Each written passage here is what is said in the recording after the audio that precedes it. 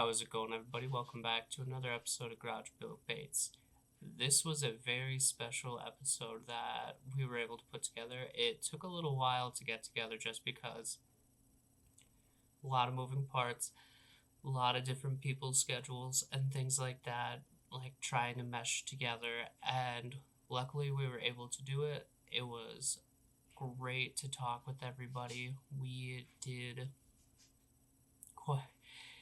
I am honestly really shocked that we kept it at a reasonable length. I I think that it could have went a lot longer, but it was super fun. Everybody in the Legion of Doom group is really cool, super helpful, and I'm glad I got to be part of that conversation and was able to get this together.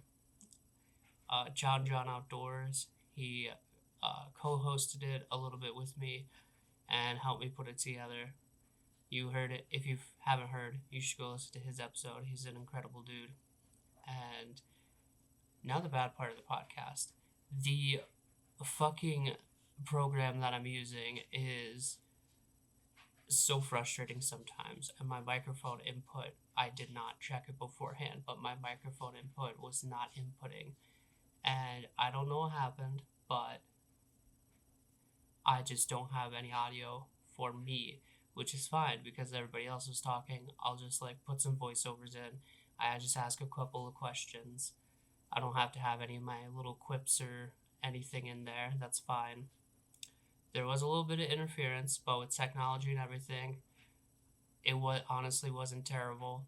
But I think that the podcast went really good. The episode's good. Should definitely give it a listen.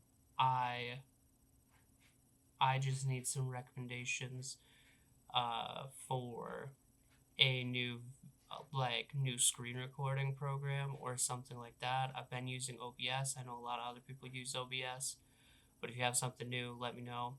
I'm also really frustrated with this microphone setup or whatever because with the microphone I'm getting like some interference. It's a USB mic. I don't know if I need to run it through like a mixer or something to help with the quality. But that's also been something that's super frustrating. And you can hear it in a lot of my previous episodes. And it's just frustrating because I'm trying to put out the best quality that I can. But anyway, that's enough ranting. That's enough raving. Here we go. Legion of Doom. There you go. All buddy. I heard was fuck him. That had to be Andy. I was like, I'm surprised he had his clothes on and everything. Chris, I'm doing work over here at the same time. You guys should be happy I have fun. Dude, I got like 80 million jig heads to package up. Like I got all these jig heads in today. oh my gosh. I still got to put those in my box. I ran out. Look how low I am in my box. Oh my goodness. You got a tournament tomorrow? Yeah. So I gotta get those all freaking situated. AVD's like on an A-rig kick now, even though he used to talk so much shit about him. Now he's like the A-rig expert. So You need to put a trilobite in his hand and just tell him. I actually threw one last weekend on a little shaky head, but I suck. So You need these WCZ's micros for the Alabama rig. Yeah. That would be cool. Those things are like gold right now. Yeah, I just got like 15 in from the hookup. oh yeah, that box didn't come in. That was an insane deal. Those crankbaits though, the freaking Yeah. $10 a piece. Hey, Whit, where are you from, dude? Southern California. No, like where? Where's your grandma stay? I'm in Irvine, California.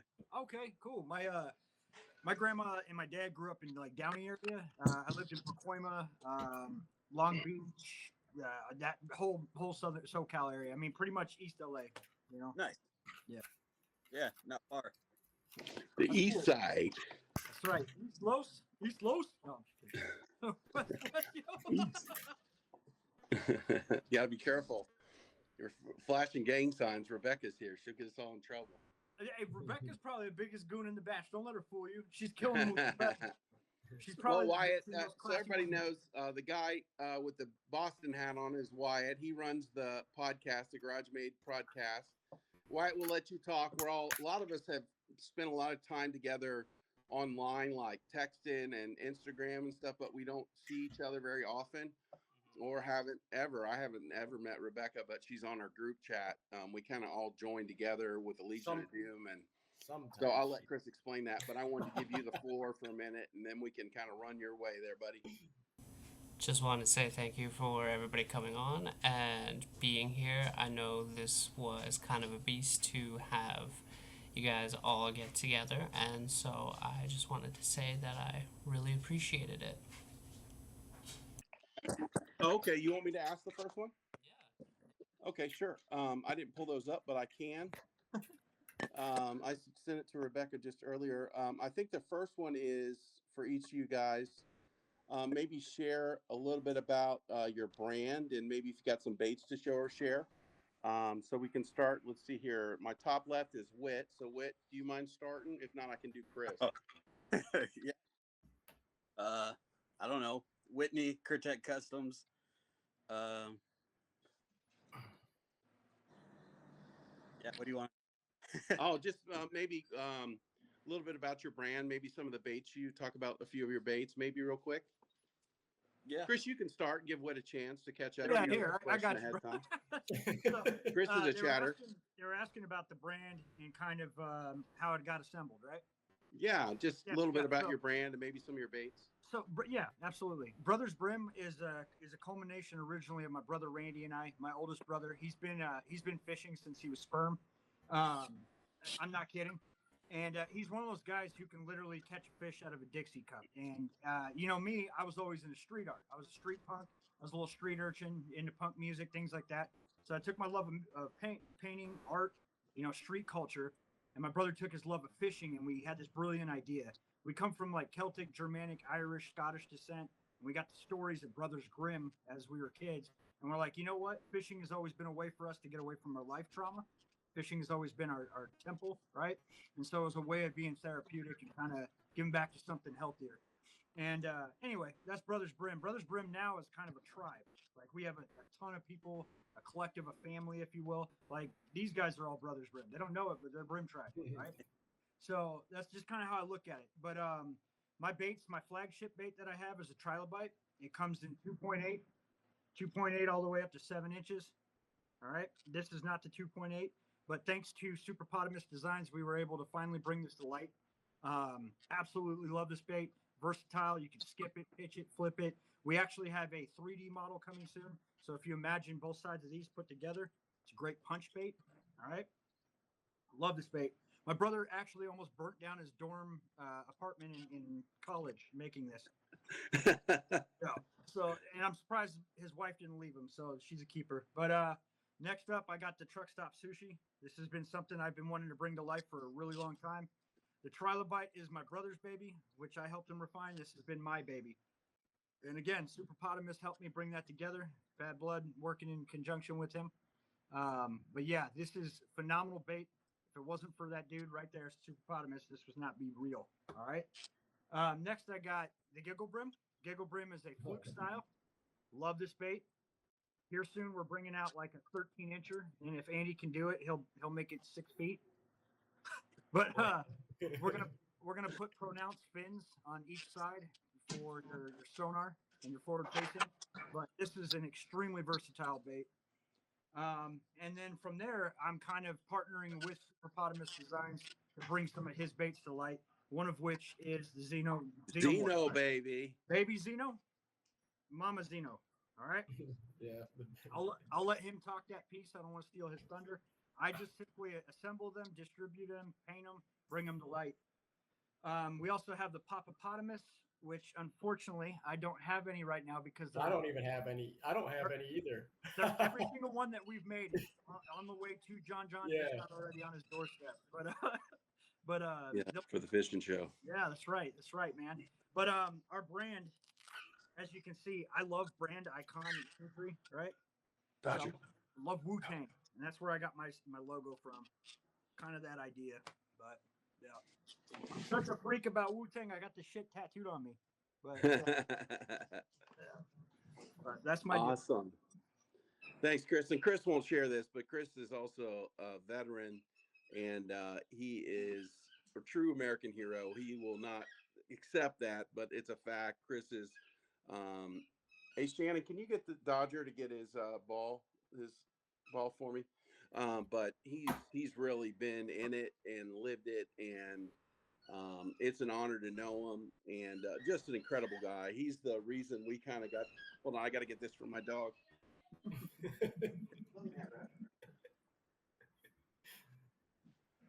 Hey, it's real life here, people. That's right. But he's the reason we had this group.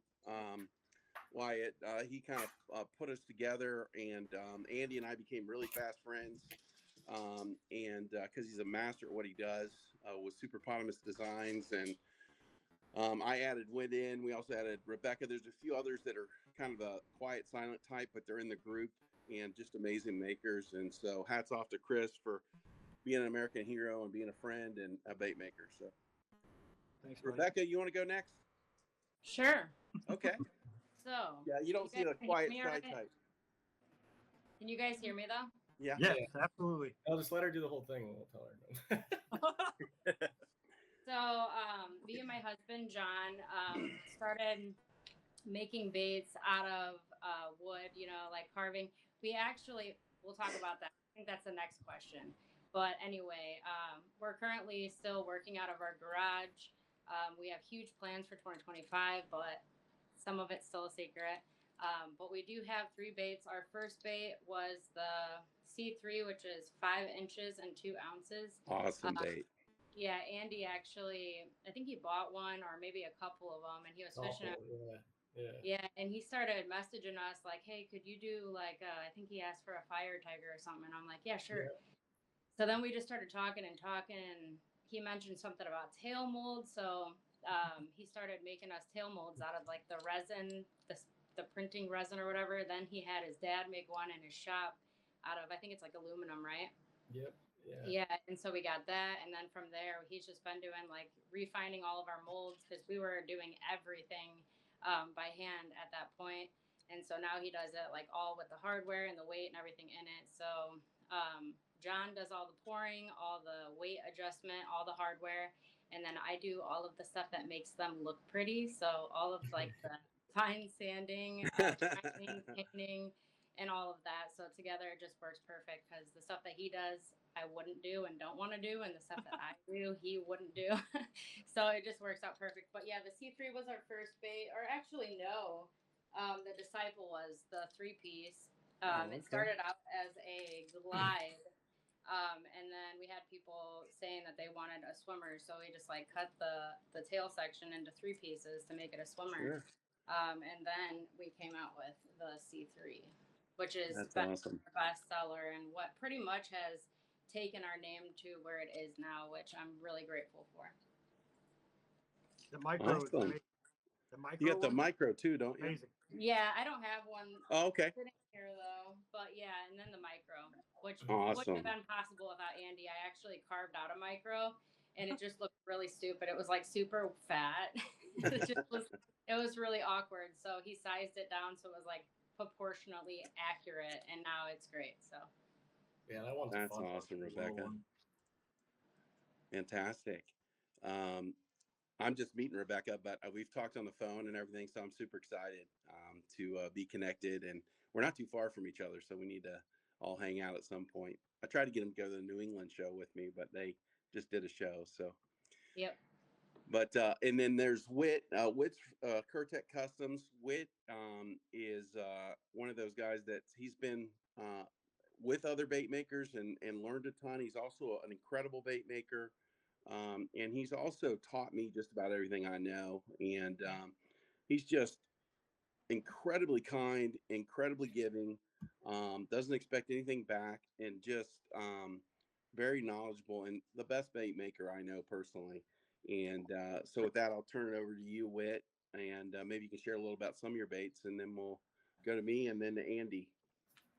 So pretty much, I don't know, do you want from the beginning or from Curtech beginning? Sure, whatever you think, bro. So pretty much I started making baits. probably 2000, and couldn't really afford, the Nazuma rat that was by 22nd century triple trout. So I ended up carving up a rat.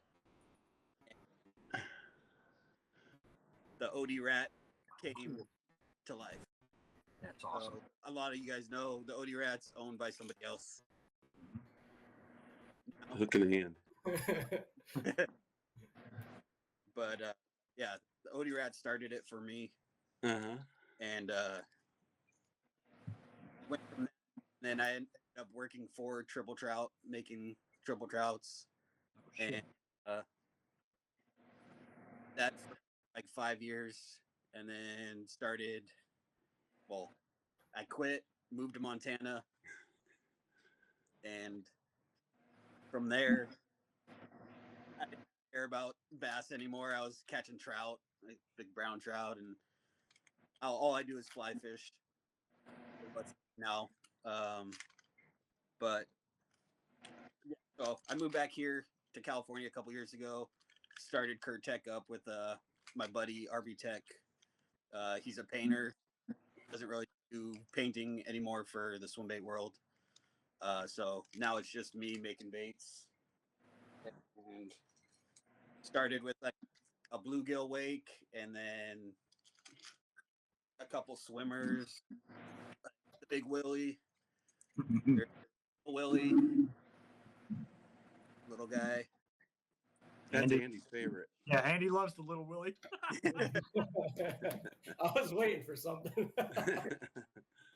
And then came up with the 8-inch Sure Slicker and the 6-inch Sure Slicker. Can't even say the name.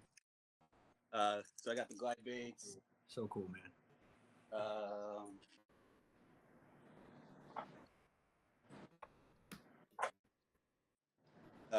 Big bluegill That bluegill's incredible. That's crazy. and a big bluegill. That one's mine, right? Well, this one's got a lip, so you haven't seen that one yet. Oh, But okay. You make lips for me.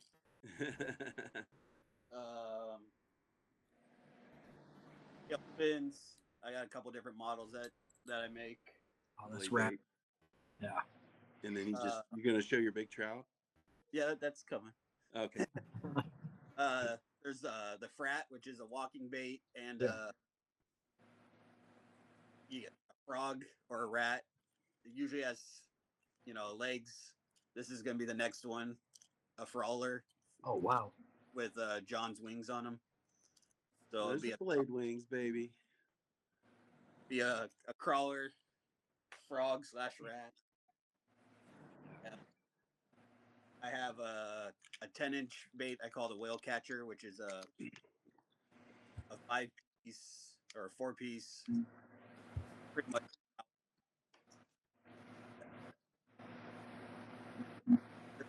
Guy. Oh, my 11. God. That's awesome. That thing's incredible. It swims so good too. It'll have all the fins and all the cool stuff on it. I need one of those. Yeah. Right? Musky. That's what I'm thinking. Yeah.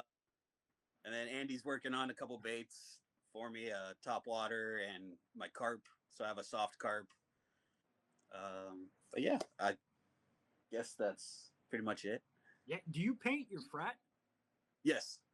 So for anybody who's never seen it, that is one of the dopest paint jobs I've ever seen on a frog in my life. Yeah. Oh. Yeah, I and love they it. work too, man. I've got one. I love it. It you can walk it, move it, and they're more for open water, obviously, because they got trebles on them. But those legs look real. It looks like a real bullfrog. So that's Yeah, awesome. You can walk it.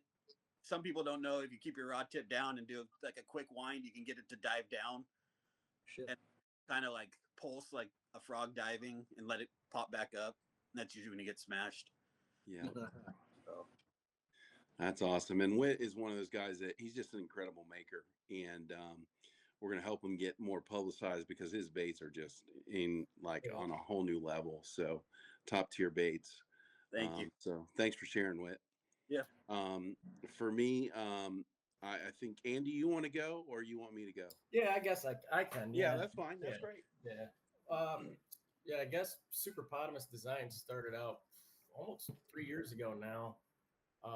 It's me and one other guy, Jared, my partner. But yeah, one of my friends, when I was picking up my boat one day, is like, "You want to borrow this 3D printer?" It's just sitting here doing nothing. I'm like, I haven't used one in, I don't know, 5, 6 years. So brought it home, and I don't remember. I was like on a worm kick, and I made like a huge worm, like max that printer out. I was like, I don't know, 10-inch giant, like inch in diameter, huge monstrosity thing, And next thing I know, I'm just making molds for like everybody.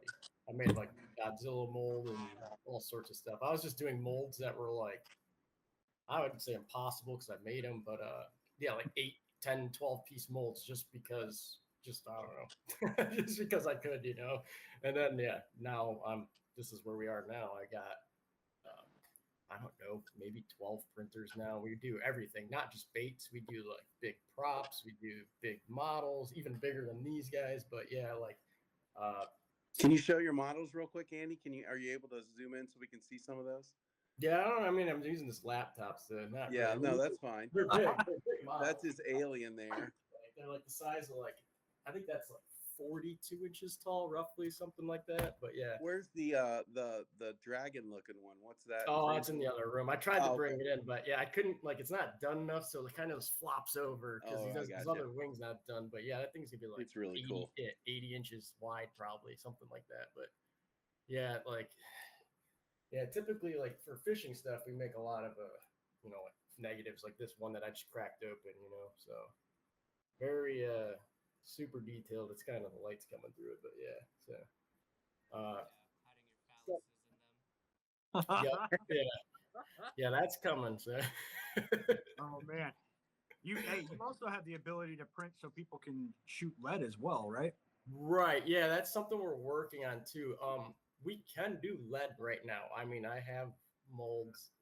A lot of materials are greatly underrated too, like from what they say, like let's say X amount of degrees, but when I have something that doesn't come out like according to plan, I mean, I put them through like all sorts of tests just for fun, for science, as I say. Yeah, for science, yeah, I've shot lead in many printed molds before for many cycles.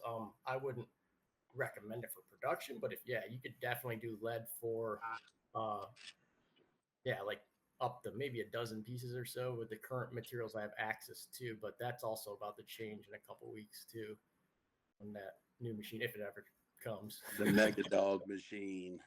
Yeah, the next one. But yeah, yeah, all the baits that I do.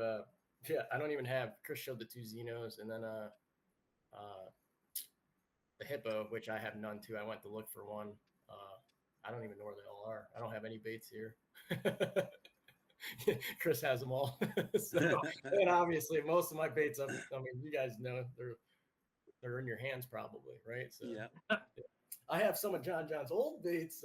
Yeah, we'll show those. I think it's good. Yeah. No, I think it's good to show those in a minute. Yeah. I mean, and that's the cool thing is we're all bait makers, but then we've got a guy. Oh my gosh, look at that! Yeah, thing. like that one. Those are that. Dude. Oh my gosh. You could use that in the telling you ocean. about. That's like an ocean doobie, right? Yep. I don't think it would really swim though. I feel like it really? I would love like it. and sink to the bottom. I didn't pick up my monk today. I should have. Daggone, I was at Walgreens because they wouldn't drive my driveway. He printed me like how big is that monk? I haven't seen it yet, Andy. How big is it? I think it's it's like, I want to say it's like 13 3/4 inches or something like that, if I remember right. Yeah, it's not I'm as taking big it to my show. Yeah, it's not as big as Rebecca's. Rebecca's is by far the biggest one that I've done as like a bait. I mean, that bill on hers is like, I want to say it's 3/8 thick, right? Oh wow, Oh man, It's huge. It's huge or something like that. that's incredible. Yeah. Yeah, like, in 21 hooks or something, right? that's crazy. Yeah. So Andy's our designer, and he also finishes a lot of tournaments. And what we did, and I'll have him show you. I've been working on this duckling for like 3.5 years, and I started showing them to Whit early on, and like I had like a little duckling and . Well, finally I got one that I carved, and I'm not the best carver, and so but I got it to swim the way I wanted. Yeah, that's one of my first ones. Yeah, he's got one. So that, and then Andy can show his. Andy, you want to show the one? So that's what I sent him. That's round 2, I guess. Yeah. That was the prototype.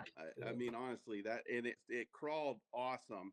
And the goal was, and Whit helped me with this, to get look like a duckling that was panicked or lost his mom, or just was in a bad situation. So obviously he's bass candy or musky candy. And now this is what it looks like. And that's all thanks to Andy's incredible design work. Of course, I did the paint work and stuff, but that's the wing or the back foot is the actual crawling portion. And so it literally looks like a panicked duckling coming through the water. And I got some great. That in my rearview mirror. I've got some great videos, and then I also did. He did a 6-inch for me of that as well. That's going to be dropping at the New England show, and I did a Peking baby duckling. So it looks like your typical kind of duckling. I'm trying to get the camera, so I want that one. Yeah. isn't that beautiful? Yeah. And So then I've been working on a new drowning monk. And Andy, you can show what I sent you. It's embarrassing. Oh yeah, I got that. That's what I sent Andy. Okay, but I knew what I wanted because I have the logo it's like a turd, right? It's a big turd with ears. I had a logo, and that was a drowning chipmunk, and it was kind of one of my logos because of my crawlers. Well, now we have the new drowning monk that is going to have wings in the back feet.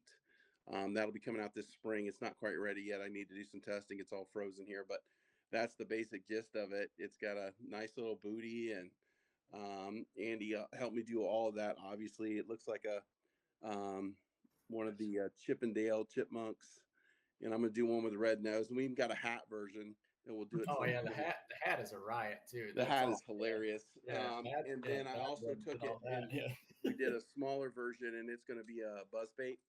Cool. I need that. So a small buzzbait version. And then we did the loon as well. I'm doing the loon. These are all going to the New England show except for the monk, so I'll put them there for display. But so those are all my new baits. You already did a pod with me, Wyatt, about the other stuff I have. And I've got a lot coming out this year, and with John's. And then I've also partnered with swimbaits.com, and we're going to be doing some major swim bait releases with some of these guys as exclusives to swimbaits.com. You guys can go check their website. It's swimbaits.com. And right now we have Blanket signed up. We have all these guys. Rebecca's coming, but she's got one she's working on that's a super secret right now. But we are going to sign her up. And Chris is doing his truck shop sushi. Whit is doing his carp and one of his trouts. And we're going to do exclusive drops once a month with big baits and big bait brands, blankets in there. Let's see here, Legal Dope, all these guys, myself, and we've got a couple other that we're talking to now. So it's going to be really cool. And then my buddy Tyler Anderson, who's Tyler's Real Fishing, is YouTuber, and he's actually going to YouTube videos of each bait. And he's working with us to do that and do cast to catch and, full video unboxing and everything. So I'm really excited about 2025 for John's and our new company, swimbaits.com. And all these guys are just incredible. This has been a group that has really been a godsend for me, just chatting, laughing, goofing off. And so it's been an incredible group. So back to you, Wyatt. Yeah, go ahead, Chris. Hallelujah got a hold of me, and my man, you've talked to him before. I asked him, I tried to coax him on because, like Whit's a savant, man. He's an engineer. He's brilliant. Most engineers aren't like Andy. Andy is out of his freaking mind. But anyway, he was like, hey, man, I'm kind of caught in the middle of things, and I'm kind of awkward. Can you just plug some stuff for me? And I'm like, dude, this is the point of the group, man. We'll carry you. But he's got an 8-inch trout glide coming out today. Something he's been working on for a really long time. And if you haven't seen Hallelujah's glides, they're phenomenal. He does trout in a really unique way, and I love that muted kind of look he has to him. And then something that's coming out here real soon in 2025 is him and I are doing a little collab. I like to paint a series of baits for people, kind of put my flair on them. And he's like, look, man, I do natural, you do psychotic, so go ahead and run with it. And so we got that coming up. I know Shankbait. If you haven't been to Shankbait, check out his baits. He's got a lot of really unique wood baits he's been doing, fine tuning them. And Corbiger Customs, Corbiger Baits. Adam, he's raising hell chasing Yeti in Wisconsin. But on the real deal, he's prototyping a lot of stuff actually for me right now. Cool. The dude is a phenomenal tuner. So Yeah. John sold himself short when he was like, "Oh, that thing looks embarrassing." That's because John makes baits that function exceptionally well. His Big D is one of the best crawlers I've ever used in my life, right? So with Andy's influence in there, we can take something that's functionally perfection and add aesthetics to it. So, yeah, don't sell yourself short on that, man. You make some wonderful baits, but Thanks. that's what's up with those guys.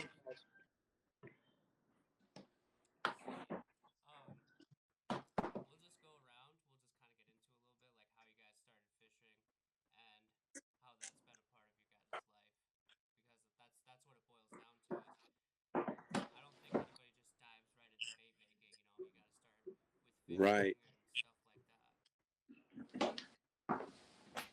So why don't we just do the same order? Chris, you want to start? Sure, man. Like I said before, fishing wasn't really my forte. It was more of like I always loved fishing, but it was more of something I went to go do with family, right?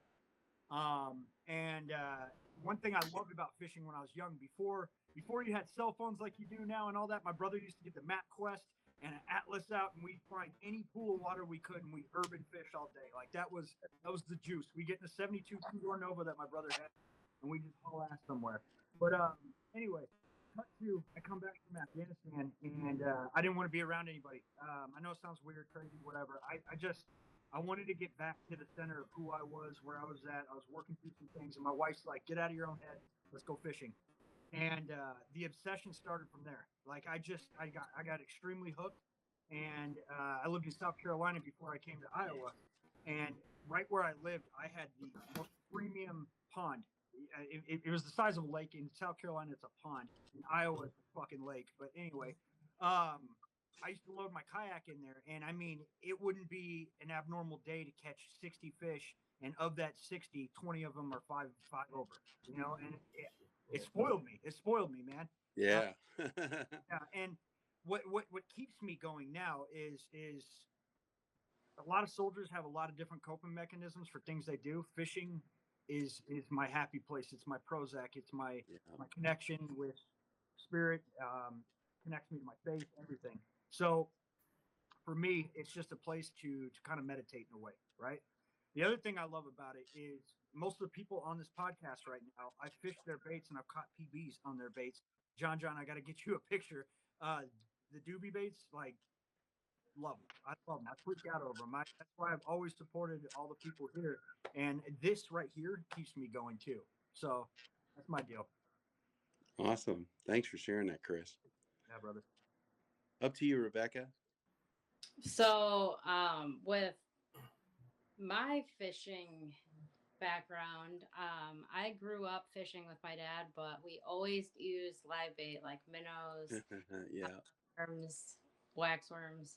And then when John and I started dating, he was like, I love fishing. I go fishing all the time. I'm like, all right. So our first date, we went fishing, and he whipped out this box. He had all these baits, like all these. No, he didn't have like any like swim baits. He just had like all these little like roaches and like all these weird things. And so I'm like, okay. And so like I seen him catching stuff on it, and he's like, why don't you just try one? Like you don't need worms or whatever. And I'm like, no, I'm just gonna stick with worms for now. Like I'm not into any like lures. And then as time went on, there was this ditch that I don't know, it was like 10 minutes from my house, and we would go there. And one time he's like, just pick a bait or pick something, out of this box and just fish it and just see what happens. So I picked like a little like Meps or something, and I caught this huge pike on it, and I couldn't I wasn't expecting it. Like I was freaking out.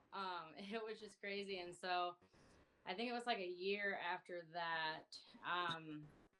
We seen somebody talking about the Roman made, and when I see the price tag, I couldn't freaking believe it. I'm Oh, like, yeah.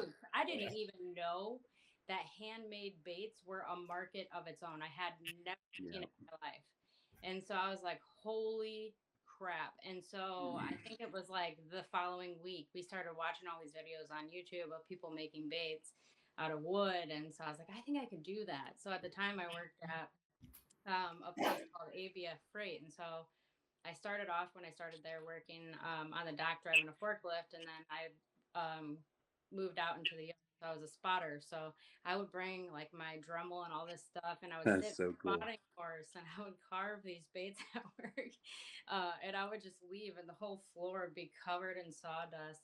And anyway, I mean, after like carving, I think it was like 3 or 4 of them. Like we went and like, put weight in them and everything and swam them, and it was amazing. And I couldn't believe it.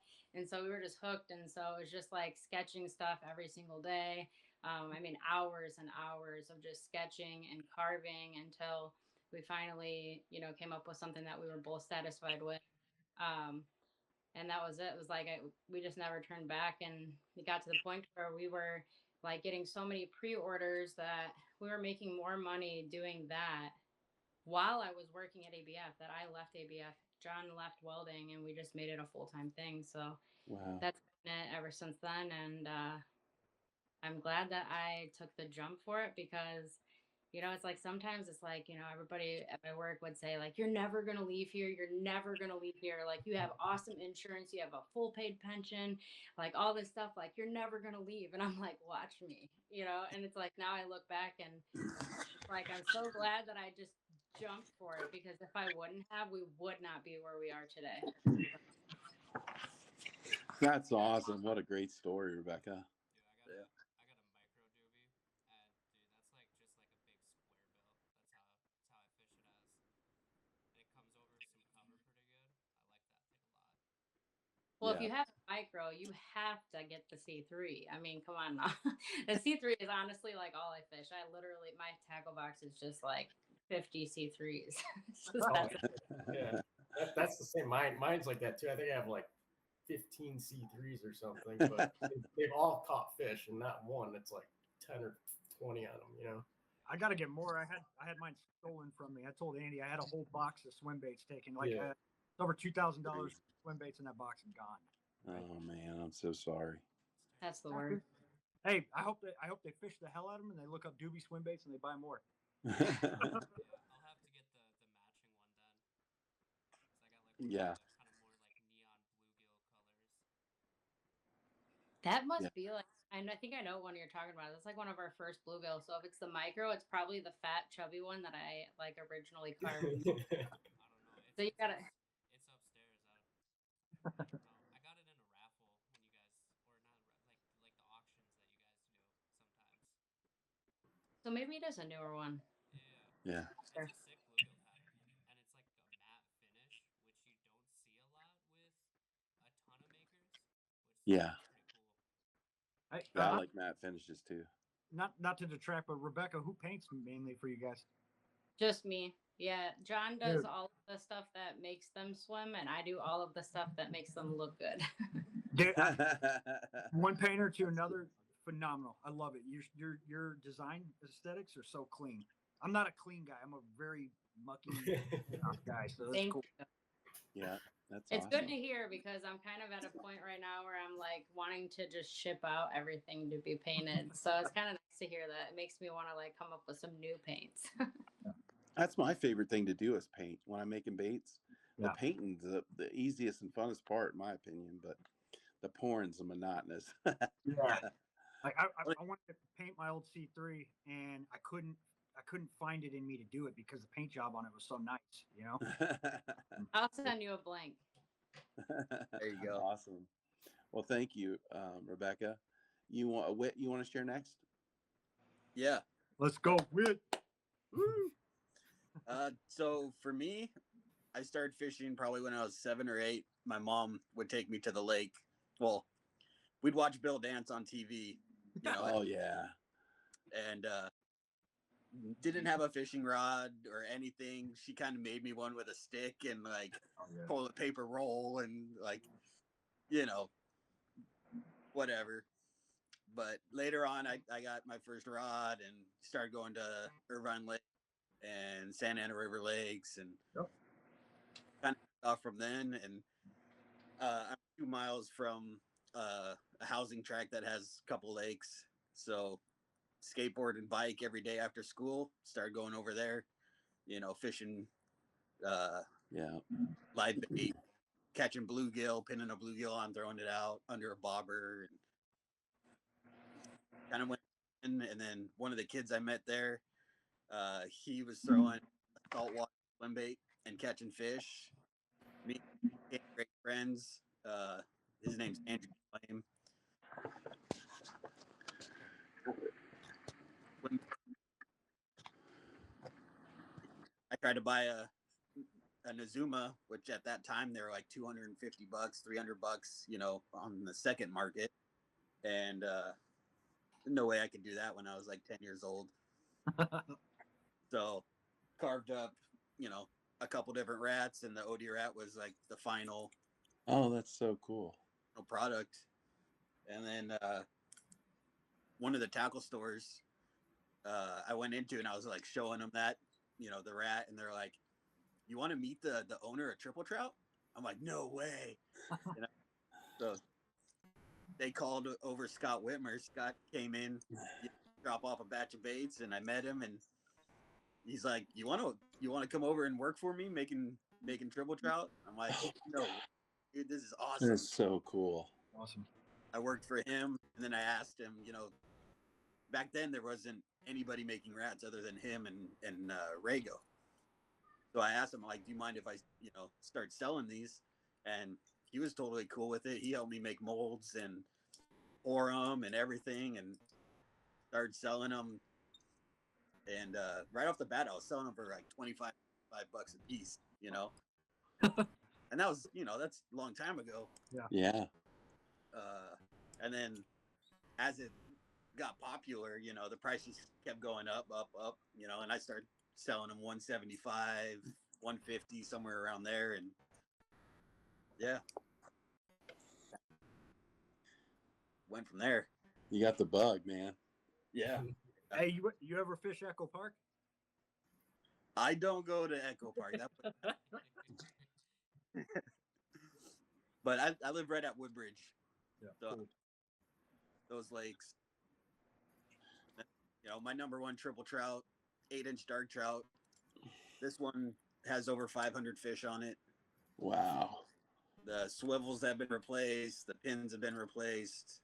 And it's got that good mojo, That's awesome.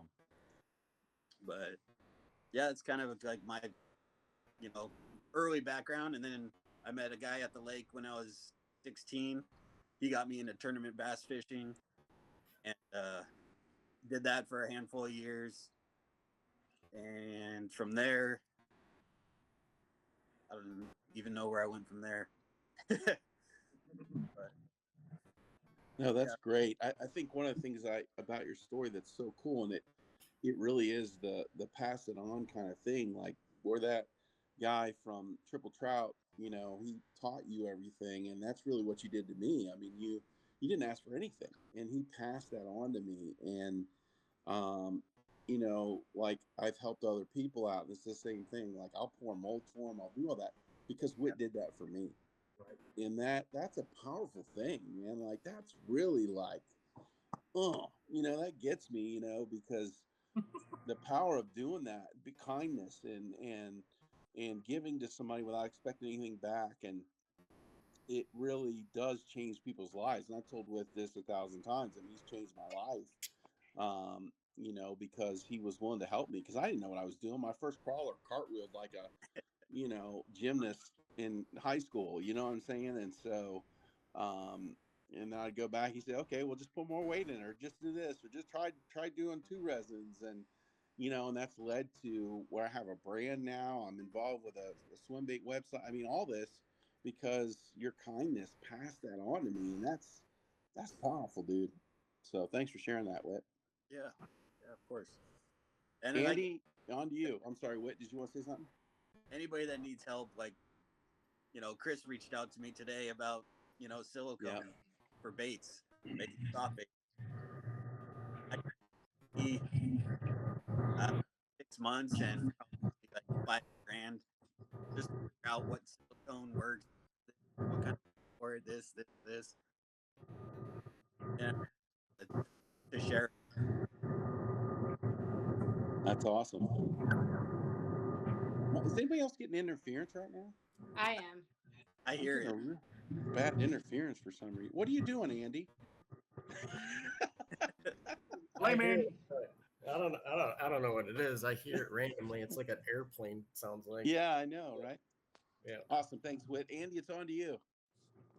Yeah, I guess I grew up like really close to Lake Ontario. We had a cottage in my family, so I would fish like off the dock there when I was younger. Besides like just dock fishing and stuff, then I kind of fell out of it for many years. I hadn't fished for till I was like a couple of years, probably 4 years ago now, and I got into it with a guy at work. I think it's Chris's mic. Yeah, Chris, your mic's weird or something. Yeah, but yeah, I got into it. I've always had like this weird itch to go fishing, and I went into like a Dick's or something. I like walked in a tackle aisle. I'm like, man, there's so much stuff now. Like, what do you even buy? Like, hook, it just like hooks alone. You're like, like get Right. so overwhelmed. I'm like, I'm not doing this. I'm gonna spend like $1 million. And it turns out this guy I was working with through a friend, he used to be a professional guide for in like Venezuela, I believe, and he actually guided like Jimmy Houston and stuff like that, like his whole shows and stuff over there and all that. And I'm like, he's like, dude, you want to go fishing? He's like, I'm like, yeah. Take me to the store. I mean, so we went to like a Bass Pro. I'm like, I just got a shopping cart. I'm like, just fill it up with whatever I need because I have no idea, And then like we started fishing together, and he lives in South Florida, and and like, so I went to like his house and went fishing there, and that was just game over. I mean, you go into the Everglades and catch like 200, 300, 400 fish in 6 hours, and half of them are peacocks or more. You're like, oh, now I'm like done, And this is like I had like a travel ugly stick at the time, And I'm like, yeah, and my wife's like, great, another hobby. And I'm like, it's fine. I'm good with this like little backpack and a rod. She's like, no, you're gonna have a boat in like a couple months. Watch. And I'm like, oh, no, I'm good, And yep, like 3-4 months later, a boat's at the house. She's like, I told you. And she's like, oh, that one's not gonna be good enough. I'm like, no, this one's fine, whatever. And then like fast forward like another 6 months, I'm like, I had to get a real boat. Like this one wasn't good enough for tournaments, And then like fast forward another year, like I split that one in half, and then ended up with like a really nice fiberglass boat. Because I mean, I tournament fish a ton, not as much as I used to, but I still fish a lot. Like I think we're 6 right now out of like 117 boats. We have a very competitive tournament fishing series, even the summer, winter, especially in the winter here, because we got a lot of the pros that live around here in the off season, and then like a lot of actually big brands live around here too, that compete out there on the lakes. And then so it is very fun. Like you can see on my up top, like back there on top of the printers, those are all busted props up there. That's hilarious. They're like mangled, like blades missing, cracked. Like like that's I know. Maybe that's why I split my other boat in half. But yep. That one got warranted. So yeah, here. It's basically it in a nutshell. So Awesome. Thanks, Andy. yeah. And for me, I got into it growing up. My dad liked to go fish, and when I was a kid, I lived out in the country, so the only thing I could do was go fishing. And so I'd leave like on my bike and like carry my tackle box on my bike, and it'd be like, going like this, smacking up on my hand with my rod across the front on my bike, and my dog would follow me to the lake and and fish, and I'd be gone all day. Take a sandwich or something with me, and then fish all day until dinner. And I always told my friends growing up that one day I was going to buy a house where I had a pond in front. I could fish from the front porch, and that's what I own now. I own about an acre and a half pond that's right here off my front porch, and I test all my baits there. And I think Wit obviously got me and helped me a ton. I just started commenting on his baits and his painting, and I started painting baits in COVID for fun. And knowing that I couldn't do barbecue food, I had a barbecue food truck for a little while that we did. My wife owns a business, and I just kind of did the behind the scenes stuff. And I knew that was coming to an end, and so that's when I started painting baits. And Whit would always make comments about my baits and say, "Here, try this," or "Hey, try that," or whatever. And it just kind of blossomed into, I love doing this. And my dad's favorite bait growing up was a head and tiny crazy crawler. And he's like, "So what bait you going to start with?" I was like, "I got to start with a crawler to honor my dad." And so the Big D was born. That was my dad's nickname growing up, was Big D. And my dad since passed, but named the bait after him, the Big D. And that's where I started. And now it's blossomed into what it is today. So, and I love to fish. I still can go out and fish all day long. Sit on my four-wheeler now because my legs don't work too good. But I go out there on the four-wheeler. My neighbor's always afraid I'm going to roll into the pond because I literally sit on hills at a slant and do all kinds of crazy stuff. And as long as the park brake's on, I'm good. I've only almost ended in a couple times. So, now I get to do this for fun and as a hobby. And I'm going to the New England show here next weekend with all these ducklings and crawlers and all that fun stuff, and really excited about that. So yeah. I just have to. Can you guys hear me? Yeah. You can hear me? We can. Yep. I can't hear myself. That's weird. But no, it's just I was gonna say it's just kind of crazy how things happen because I met John. He was actually I think he was like the first person that ever complained about one of our baits. And I was like, dude, this dude is freaking nuts. He's out of his mind. Yeah, and it was a micro, and I couldn't tune it. And I understand with makers, it's like sometimes it happens. So I was like, I'll tune, and I couldn't tune it. And I sent it back, and John sent me a thing. He said, "You're right. It wasn't something was wrong with the bait." I was like, "Thank God." I felt so bad.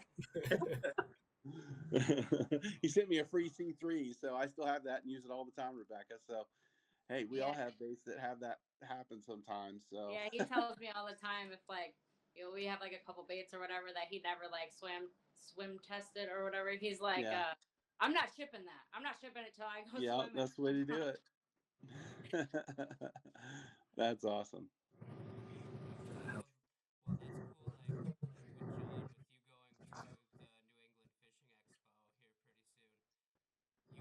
with John, with you going to the New England Fishing Expo here pretty soon, you got baits from a lot of these builders that you're taking to the show, and that's part of what makes Legion of Doom so cool because you guys are supporting each other in that way. Because Yeah. not everybody can go to that show, or they're across the country where it's not easily accessible to them. Yep. I always take another bait maker with me. It may be somebody in this group. I've taken guys outside this group. I always feel like it's not everybody can go to shows, and I'm a person who's on disability, and I do this as a hobby and for fun. And they told me I never walk again, and I walk anyway.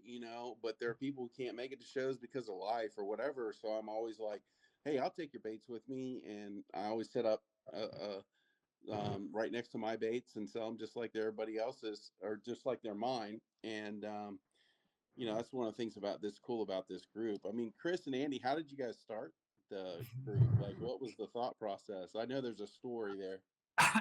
So it's hard to explain. Andy's like my older little brother. So it's hard to explain. I look like I'm 20 years older than him, but he's actually older than me. But we talk all the time. We're constantly bouncing ideas off of each other. Like I'm call him, ask about his daughter, he asks about my kids. It's just constant talking. And that's the thing about this as a whole. We all started talking to all these people that are currently in Legion of Doom. Like we all in some way, shape, or another have a personal relationship with the members. And so we were just BSing one day, and again, me on my crazy Wu-Tang crap, I started going off about. I was like, dude, the power behind Wu-Tang was like 9 MCs that came together, and they had 36 affiliates, and it was unity and strength. I said, we're already helping each other. Fuck, I'm asking this guy about this thing to help me learn how to do this bait. We're all working together already. Why don't we make it official? And Andy was like, yeah, we should do like a super group, make it official. Like, that's what I just said. He's like, no, man, like together. I'm like, oh, okay. So, but Andy took it and ran with it, man. Like so I said it to him in passing. We were like, hey, we should really do something like this. During the day, I'm impossible to get a hold of because my day job. The Army, in their fortunate wisdom, made me a fucking Army recruiter. Don't ever do it if you're in the military. Don't do it. All right. I'm just kidding. I love it. I get to help people. But anyway, because I was incapacitated, with my job, he took the charge, man, and he started getting everybody on board. And before we knew it, John, I love John to death, and I was like, dude, this guy's got a heart of gold, and me and you are heathens, so we should bring him in the fold. And it just kind of like exploded, and we're like, we got to put the doobies on because doobies and Andy are tight, right?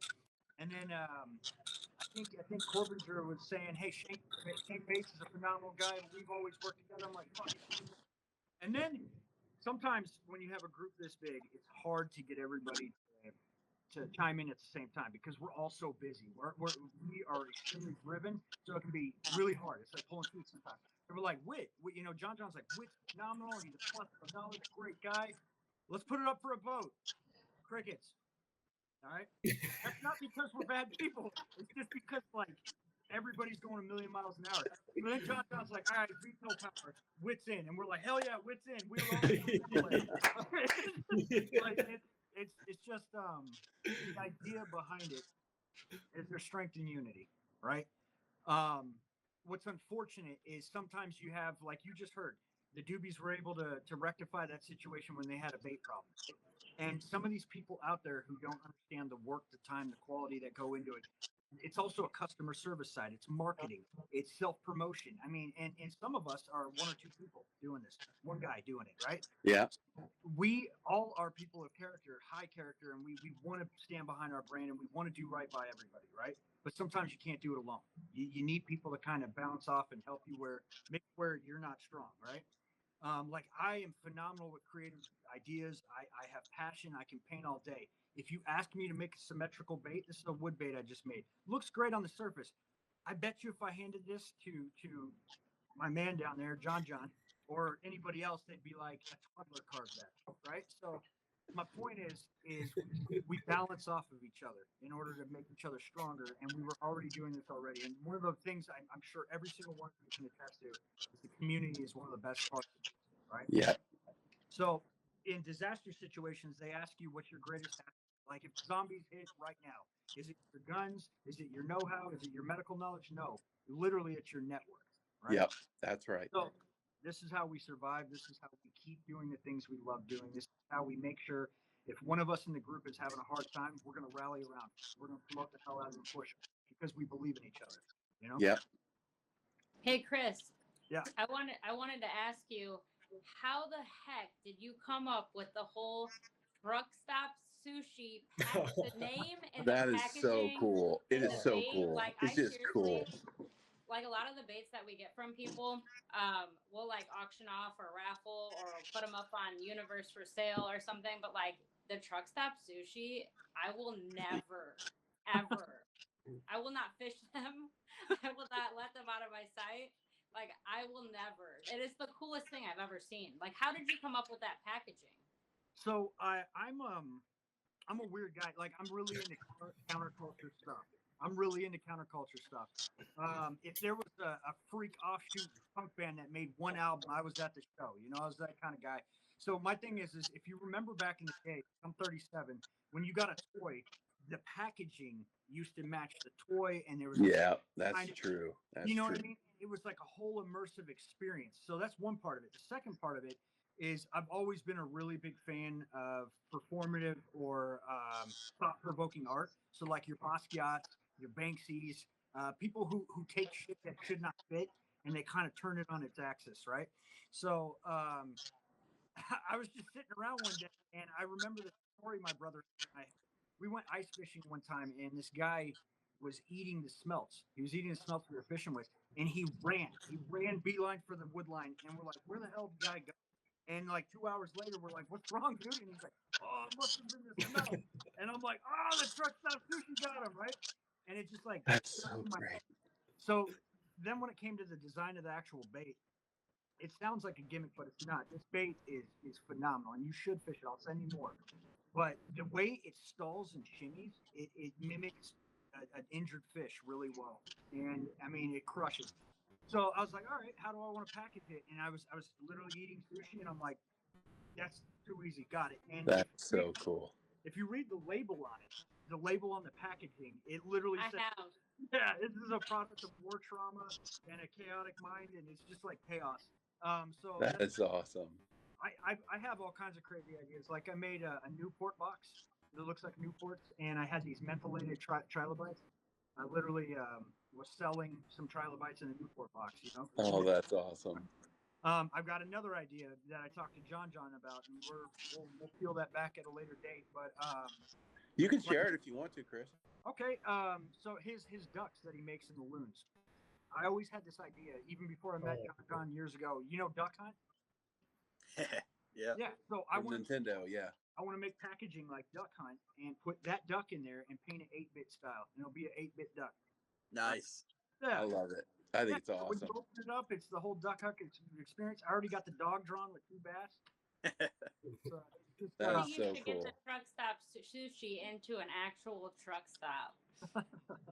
Oh, there are fishing store gas stations everywhere. Yeah, it's Gunners. funny. Yeah, It's funny. Gunnersville. There's three truck stops literally that have gear, and they're near lakes, so they sell coal and stuff like that. Anyway, 3 of them. I'm gonna get them in there. I'm gonna get them. Yeah, we need to help you with that. That's a great idea. And then Rebecca. to answer your question though too is I've always had a extreme passion and love for fine art, like realism art. Like the stuff you do at Curtech is amazing. Hallelujah, extremely realistic. For whatever reason, when I was a kid, it's like the Sixth Sense. They didn't have meetings over rainbows and kittens. They were like, "Why do you draw rainbows and kittens? I don't have meetings over it." Because when I went to go draw, it was always like demons and skulls. Something in me just happens to distort reality. That's where that comes from. Well, and it shows in your paint jobs. Your paint jobs. I was telling this to Whit. I was like, you got to go check his page because his paint jobs, I've never seen anything like them, and they're so unique. And so I can't wait to send you some of my blue collar gills and some of these ducks, all that stuff, because you have such a talent. That's so cool. Sometimes they don't photograph well, though. You know. Yeah, that's true. But up close, they're amazing. So, I think I've commented this a couple of times on Instagram, but with the hippos, like the hippo popper. Oh, I love that. I love that. He got taken down, right? Tell Yeah. him, didn't he get taken down? Yeah, mine did too.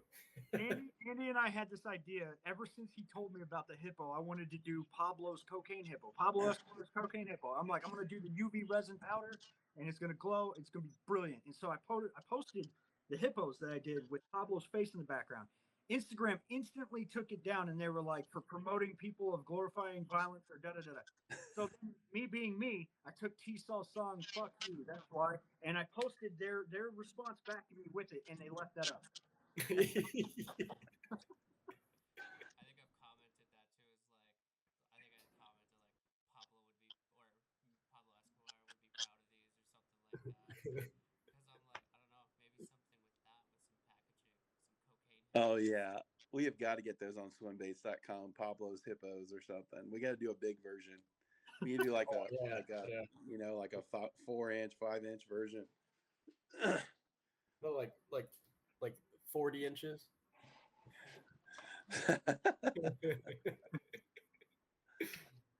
That's awesome. Why you got any other questions for us? I didn't mean to jump in or take too much over. No, you guys are great. Like this has been fun. I don't know how much, and some of you guys have touched on this already. I don't know how much you guys are willing to share, but if you guys have some insights into some new projects or stuff that you have going on, that'd be really cool. Or some recent drops that you guys are doing. I know I talked to Chris here not long ago for a podcast, and he's trying to get that website going as well.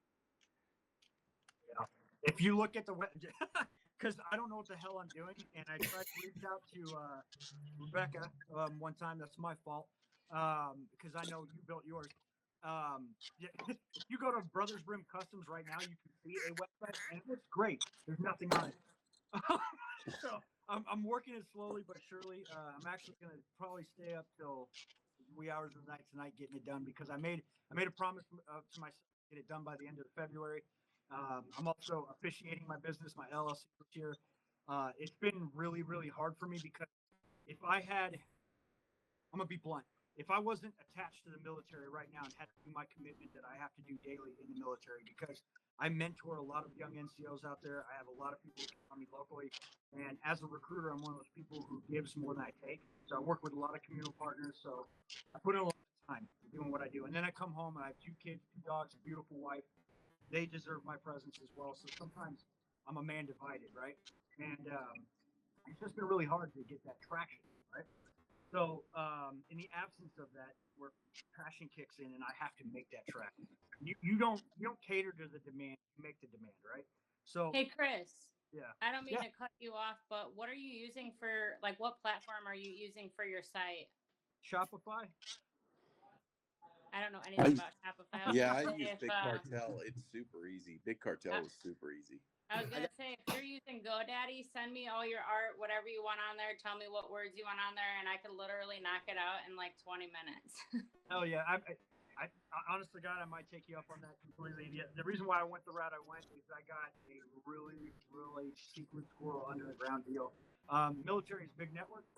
Some of my friends are tired, and they're like, "Hey, buddy," so yeah, I'm just gonna leave it there. Yeah. I'm in Shopify, so if you got questions, let me know. Okay. Okay. Cool. Yeah, that's awesome. And you're seeing here why this is what this group is. I mean, we just really genuinely help each other. We don't charge each other. When I take baits to shows of these guys, I don't charge them anything. I pay them full amount. We're just a group of people that love to help one another and lift each other up in a world that's consumed by, what's mine. We're a group of people that's consumed by helping each other and, doing everything we can to lift each other up. And that's been a huge blessing in our lives. Except for Andy. Andy's my madam. I literally have to sell bait for him. I can't paint, so. Hey, dude, I'll gladly do it for you, brother. I told you that. You're Brim and I'm Superpotamus. Yeah. Exactly. Anything he needs from any of us, we'll take care of him. Yeah. Absolutely. Whatever Andy wants, Andy gets. Yeah. I just got to find time to make some. I end up getting like frustrated because I don't have time to like actually make them. So I just send them. I end up sending all my molds to everyone else. I'm like, here, you just they're like they're ready to go. They're very self-explanatory. That's why I make all these crazy molds. So you can just like oh hey, oop, and then they're done. And like anyone can make them. So I'm like, oh, you just do it. Yeah. That's awesome. Also, if anybody wants pictures of peacock bass caught on your baits, I'm going to the Amazon in November. Oh yeah. No, when? So, November. I'm sending you some. I'm sending some trucks out to you. Some other stuff. Yeah. There you go. Gotta get that banana too. That banana, dude. Yes. Yeah, I'm sending them a special duckling where I'm doing 3mm wings on it instead of the 1.5s, and I'm gonna figure out a way to screw in the actual the old style peacock bass bait so that they can't rip out the hooks. Yeah, I was gonna say you're gonna have to put lag bolts in those wings. Something, man. You're gonna have to help me, Andy. So they're gonna tear those things out. Yeah, they're so strong. So this is one of the best patterns I've ever found for peacock bass. It's a red head painted this red to highlight blue to a yellow to a pearl back, right? This right here, you see the nature of it. The hook hangers are busted out. It looks like Total War, right? Yeah. This was for peacock bass. Yeah. But they destroy everything. Yeah. Rebecca, You caught you some big asked- ones and you went last year, right? Didn't you? What was the big one you caught?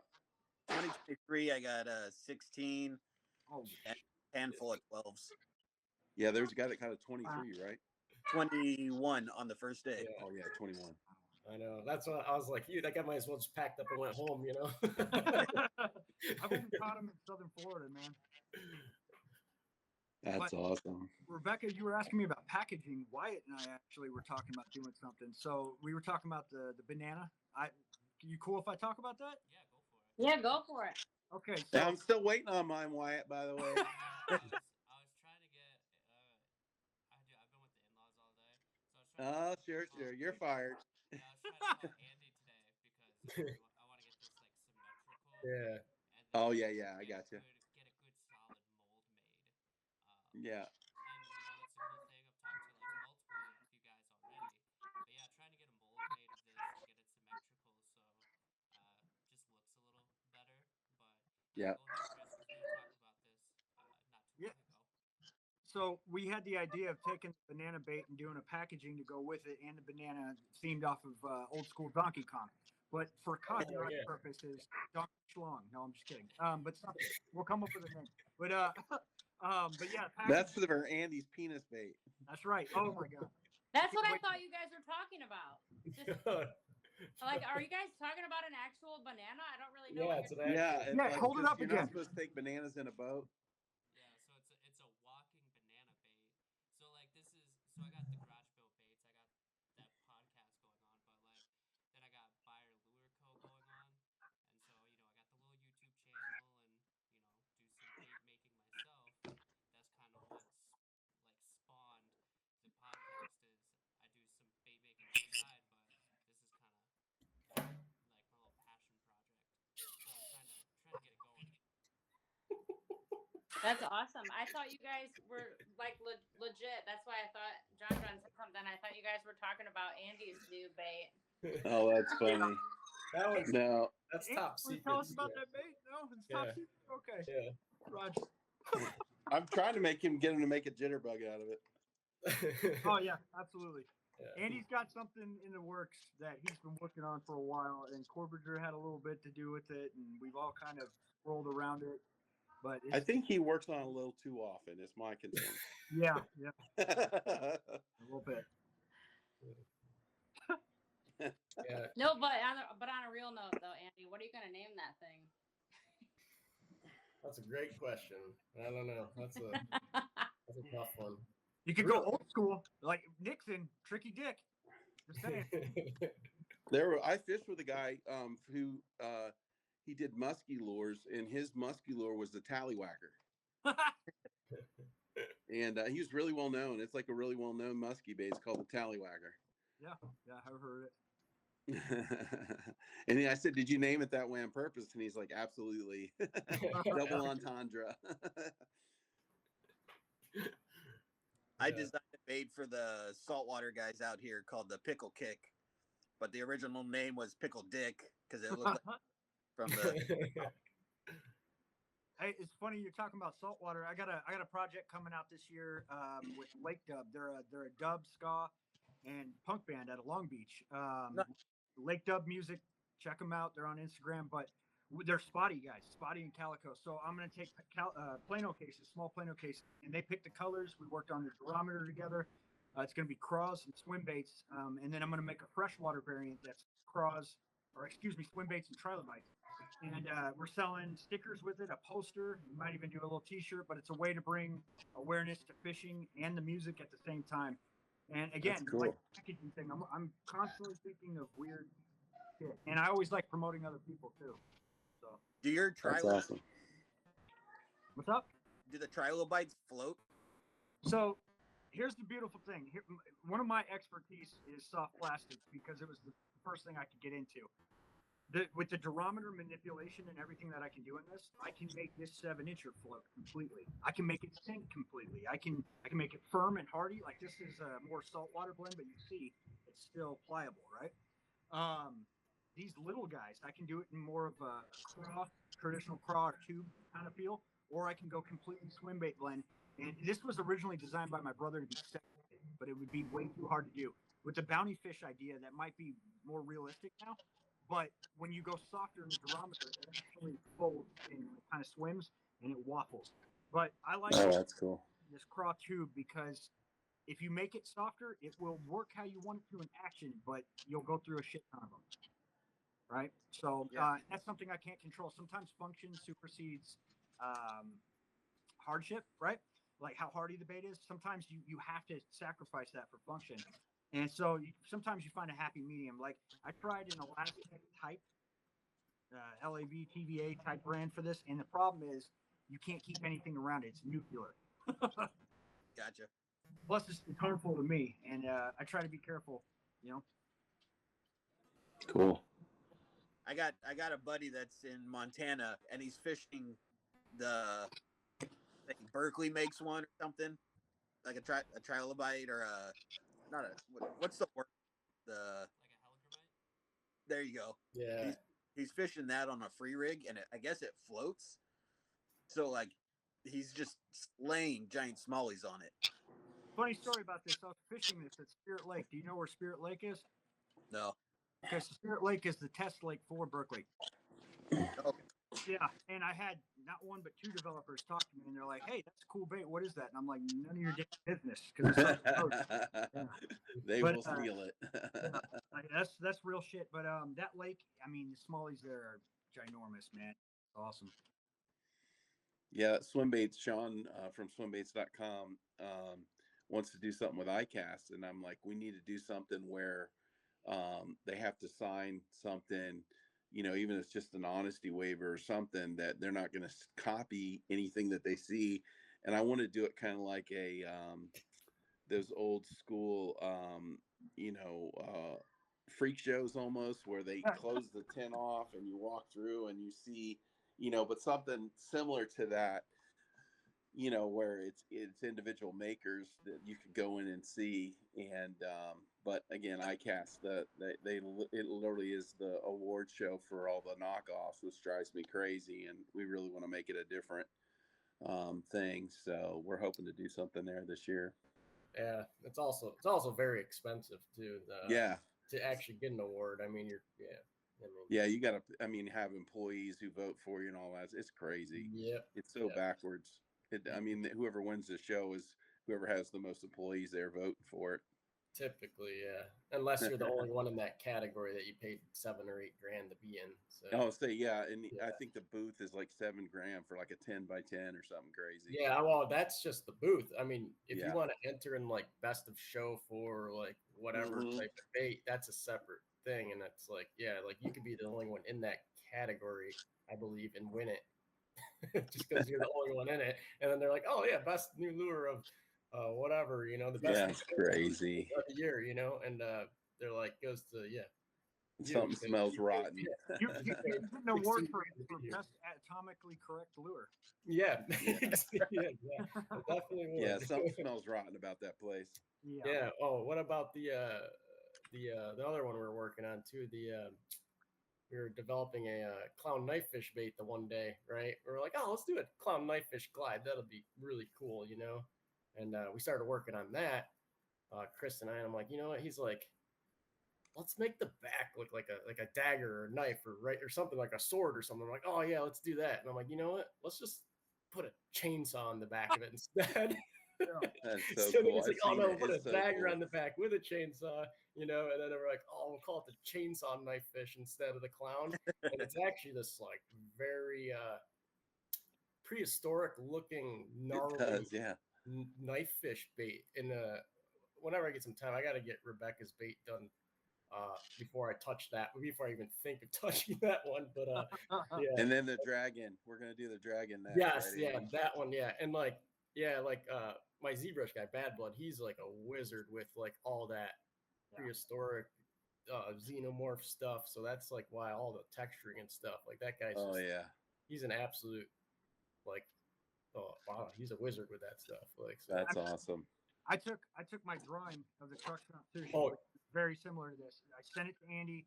He because I had a wood cut out of this, but it looked atrocious. So I said, hey, if I draw this out perfectly with measurements, everything, da da da da da. Anyway, we were able to take it, and Dad took it, and he got literally like my drawing signs in there. He put texturization on there, refined my texturization. It blew me out of the water, man. Like this is my art, but with better refinement to it, and it's so cool. Oh yeah. That's why I tell a lot of people too. I'm like, we could work off scan stuff or whatever. I'm like, dude, if you're really good at drawing, just draw it on a piece of paper. Like, it's no problem for us to figure that out. Like, Well, that's like the LOD worm, the Xeno LOD worm. That's Yep. how that came to life. Like we had an idea, I sketched it, I had it to you in 5 minutes, and a week later we had a fucking bait. Yeah, it was like perfect too. So yeah. It's a finesse worm, so it's kind of hard to fuck up. But yeah. Yeah, it's possible, but very hard. Awesome. How about you? Why, you got anything else for us? I don't want to go over or anything. Well, let's have Wit. He what do you got working on so far? What is there, if anything, news coming out on your end? Well, this big guy is the one I'm really working right now to get going. On top of that, a big walking bait, like a 10-inch walking bait that has, and the soft carp. Yeah. Done the carp before. I got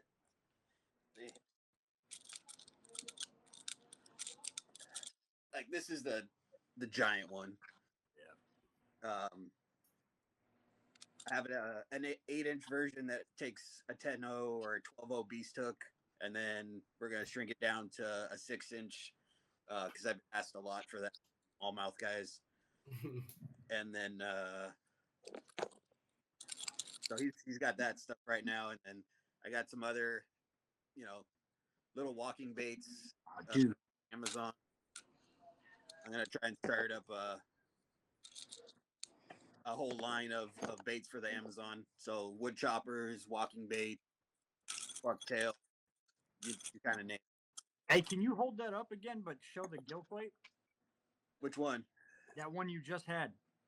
The Right there. Yep. That is gnarly, dude. Amazing. That's amazing, man. is that one.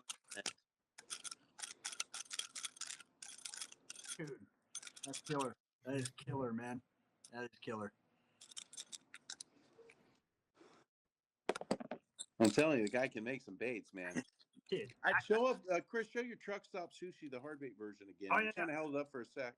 yeah. So, disregard these barrel swivels on the bottom. I'm an idiot. Oh, Yeah. Rebecca went and got her sushi. Yeah.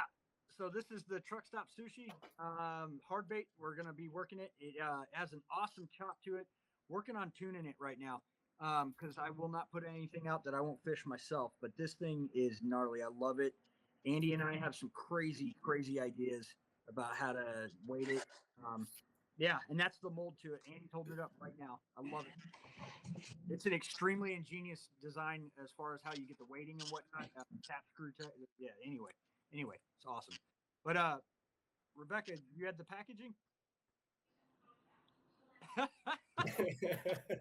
That's awesome. That's rad.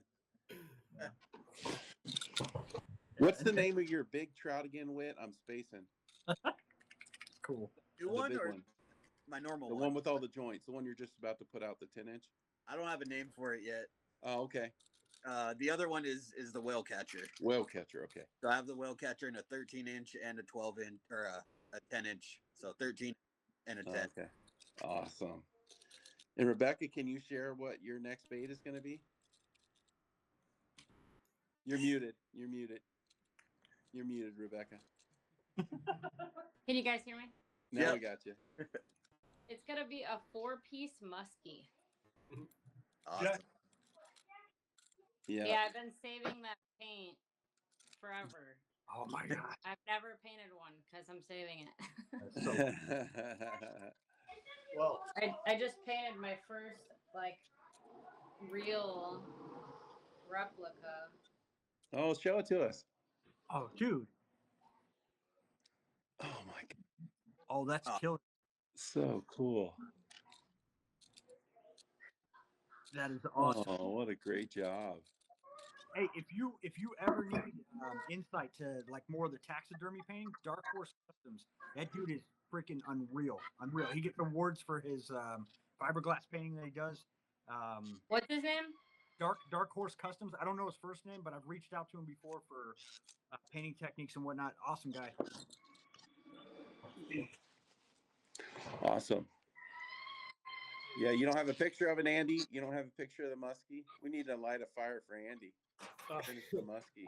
I can grab it, but I was also gonna say the way I'm setting it up, it doesn't have to be 4. It could be like 2 to 500 pieces, you know. Yeah, hey, I'll grab it. Yeah. Is that okay with you, Rebecca? No. No, you don't want him to And show it? Oh no, he can. I thought you were talking about 500 pieces. I was Oh, gonna no, say, no, I'm okay. not gonna- No, I just want to make sure it was okay for you if he showed it. Yeah, definitely. I'm prototyping a little jerk bait right now. This is just for functional purposes, but I used to fish for trout with jerk baits all the time, and I used to like losing my mind for walleye and trout. The big browns love it. Oh, dude. Sick. Oh, Yeah, dude. I got the rest of it right. I got it all apart right now, but yeah. It's got that signature eye too. I love that. Like, little, yeah, dude. That's so cool. That is so cool. Yeah. That's We're rad. trying to see. Camera's in like a weird spot on this thing, so We lost Rebecca while you're showing her bait. yeah. Yeah, she was okay with you sharing it. I heard her. Yeah, I know it's like 500. Yeah, I want to make sure she was good with it. And then I'm doing for me, I'm doing the chipmunk and the ducks, obviously, but I'm also doing a blue collar gill. Yep. And I'm doing it at a $99 price point as a glide, or you can switch it out with a body and make it a 3-piece swimmer. Andy and I are going to be working on that. He's giving me the full package on that. He's doing the molds and everything for that for me. And then I also have 2 glide baits coming out that I'm working on that I've got to send him masters for. And they're some wits help me do, so they are flawless masters. So no more turds. If wits involved, they're gorgeous. So you won't have as much work to do, I don't think, Andy. So I just want to paint them. I want to paint them like my French girls. have you seen the stuff he sent already? That's pretty good, isn't it? The stuff he makes. Didn't you scan some in already, Andy? Which yeah, they're sick. Yeah, I was like, it shouldn't take much as long as the scans load in good. I haven't had a chance to type it all out yet for corrections, but it's there. Yeah, they should both be relatively easy, but it's just a matter of cleanup on all the scales. Yeah. Like it depends how it all loads in, but and then we'll pick whatever side is the best looking, and then splice it. Just mirror it over. So My phone died. You're good. Oh, we wonder what happened. It's like he's showing your bait and you bailed. What happened? Isn't that the way it goes? Yep. Yeah, he was showing it off. You want to show it again, Andy, so Rebecca gets to make comments? Yeah. I'll show the bad side. No. Yeah, I didn't even carve the other side. I carved an X on it. Yeah. Oh, I know. Yeah. That looks so good. And actually, this one, it scanned super good too. This one, like everything came out really good. And then I've had it for a while. It's just. Yeah, get going. I know. We're yelling at him for you now, Rebecca. Now we got you back in the game. Yeah. The brand. It's like it's a little over halfway. So yeah, that's a lot of parts. That's like 10 more. Yeah, it is. That's a lot of molds.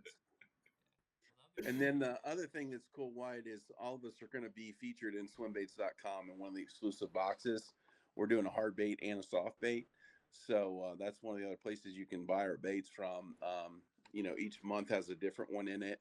I think the first February is going to have a clutch bait in it and a soft bait. And then March has eludes, gill, and then he has Chris's truck stop sushi is going to be in that pack. So yeah, Whit and I are going together in, I think, June or July, depending on if he gets his cart back in the right amount of time. Rebecca, we're going to sign up when they get the muskie done. Everything works out there. Blanket is doing April. We've got 2 blanket lures in that box, exclusive baits. And you can check those out on Tyler's Real Fishing as well. So that's another cool thing, is that I'm able to take my friends with me as we go into this new venture. So pretty neat. Well, hey, we'll start wrapping it up, guys. Why don't you just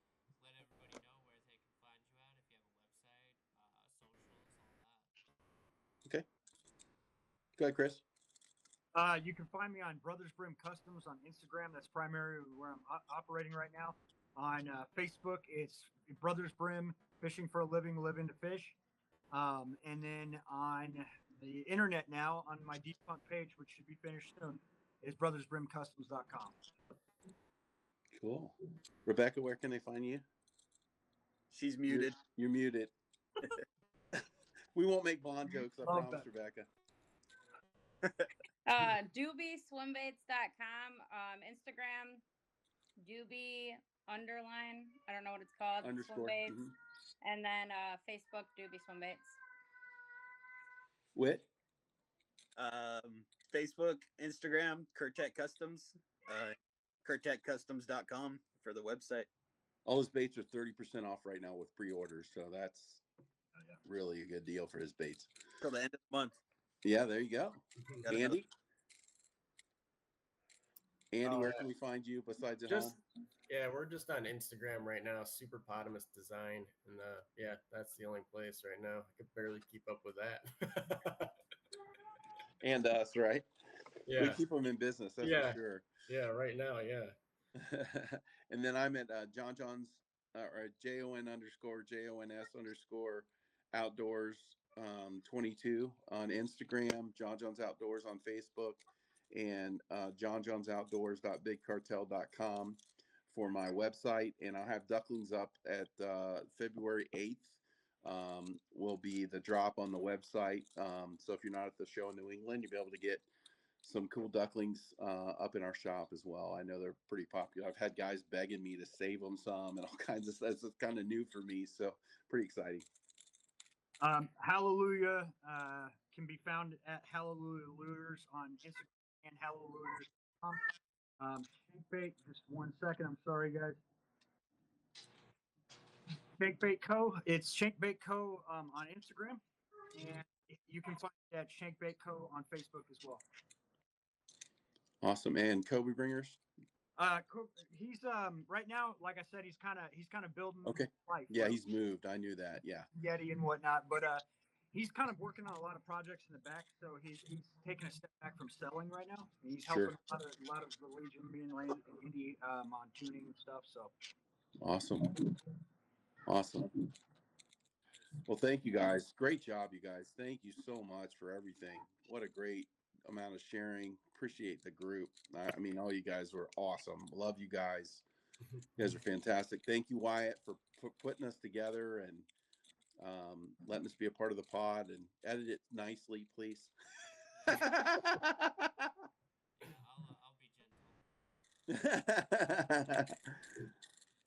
I'll be gentle. No, this is great. I really appreciate you guys. Like, getting this together was a little, like I said, a little bit of a beast, but I think we did a good job. And yeah, this is like a cool community that you guys have built up, and you guys all support each other. And it's like John said, with how everything is in the world right now, I think that's what everybody needs is a community. Yeah. And we got a special one, that's for sure. Yeah. Well,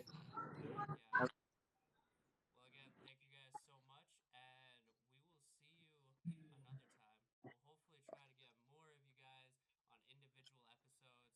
Had like 3 of 9 or however many of you guys there are so far. Yeah, I've been on. Have you been on, Chris? yeah, sort of. So Okay. yeah, I did one with him, but I don't know. It'll come when it comes. Yeah, it'll be in the next coming weeks. I got Okay. we'll Cool. figure it out. Rebecca, have you done one yet? Nope. Oh, cool. Yeah. Now So he do can it. hook you up. Hey, if you want to win some doobie baits, you got like a little bit of time. You can do a coloring contest. You can do a coloring contest, submit the pictures, get some awesome lures, man. I've been Andy, supporting I it think Andy's is for a going long to be the winner myself. Yeah, I already won, so there's no point. Yeah.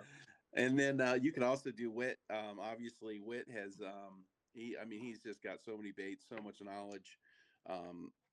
And I could jump on there, Whit, if you wanted me to help at all, if you needed me to. But Yeah, I'm the most anti-social person.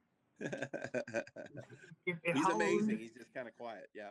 If Hallelujah can do it, you can do it. Because I told Yeah. him about coming on for this, and he was like, "Bro, I'm awkward. My skin's crawling." I'm like, "You're good, homie. You're good." You know what I mean? Yeah, you did a great job tonight, Whit. Honestly, you were flawless tonight. I thought it was great, really good. Everybody, awesome. Yeah, no one had Nick on. I thought he was great. His bathroom paint making, it was awesome. Nick's, he's cool. Like everybody here, this truly is like a family, man. We're like the island of misfit toys. It's awesome. Whit does his like in your room, don't you? Yep, A I'm lot of your sitting. baits. So Yeah, he does a lot of his right out in his room, so it's pretty cool. All right, well, perfect. Well, once again, thank you. We Did you will about end lose it there, Rebecca? What? Did you about lose your computer there, Rebecca? No, I dropped my vape. You're awesome. That's awesome. All right, love you guys. Thank you so much, Wyatt. Man, you guys are awesome. Thank you guys. Great job, Y'all have a guys. good one. Thanks a lot.